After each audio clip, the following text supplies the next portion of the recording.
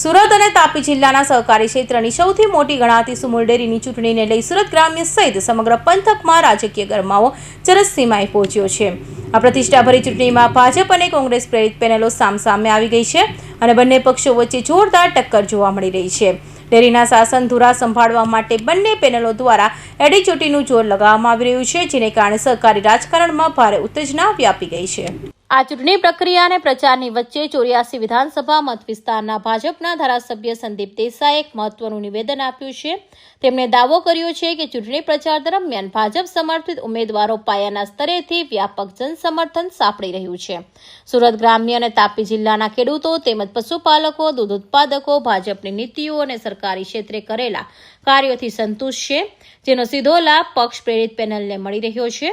ધારાસભ્યએ પૂર્ણ વિશ્વાસ સાથે જણાવ્યું હતું કે આગામી 17 જુલાઈએ જ્યારે મતગણતરી બાદ પરિણામો જાહેર થશે ત્યારે તમામ બેઠકો પર ભાજપ સમર્પિત ઉમેદવારોનો ભવ્ય વિજય મેળવશે। સુમુલ ડેરીની સામાન્ય ચૂંટણી આજે યોજાઈ રહી છે। કુલ 7 બેઠકો બિનહરીફ છે, 9 બેઠકો પર ચૂંટણી છે। સુરત જિલ્લાની 4 બેઠકો, તાપી જિલ્લાની 5 બેઠકો, એમ કરીને 9 બેઠકો ભારતીય જનતા પાર્ટીનો ભગવો લહેરાવાનો છે। તમે જે પ્રમાણે વાત કરો છો કે 10 બેઠક મેળવી એ કઈ રીતે? સુમુલ ડેરીની 7 સીટ બિનહરીફ છે, એની સાથે વહીવટી રીતે એક જિલ્લા રજિસ્ટ્રાર, એક એનડીડીબી અને ગુજરાત ફેડરેશન અમૂલ, એ 3 મતો, એમ કે 10 મતો અમારી તરફેણમાં છે।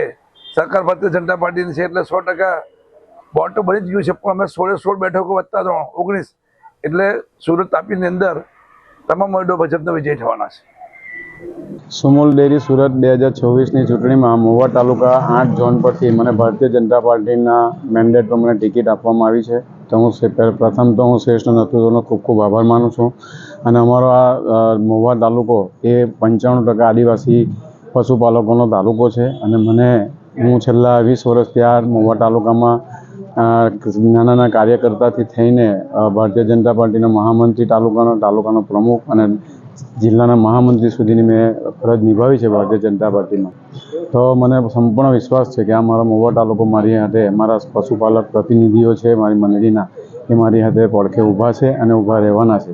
અને મેં આ સુમુલના અને મહુવા તાલુકાના વિકાસ અને નો વિકાસ થાય અને મહુવા તાલુકાની સૌ મંડળીઓ સશક્ત બને એના માટે મેં ઉમેદવારી નોંધાવી છે। અને અમારા 65 મત છે કુલ, તેમાંથી 40 થી 45 મત અમને મળવાના છે અને અમે વિજય પ્રાપ્ત કરીશું।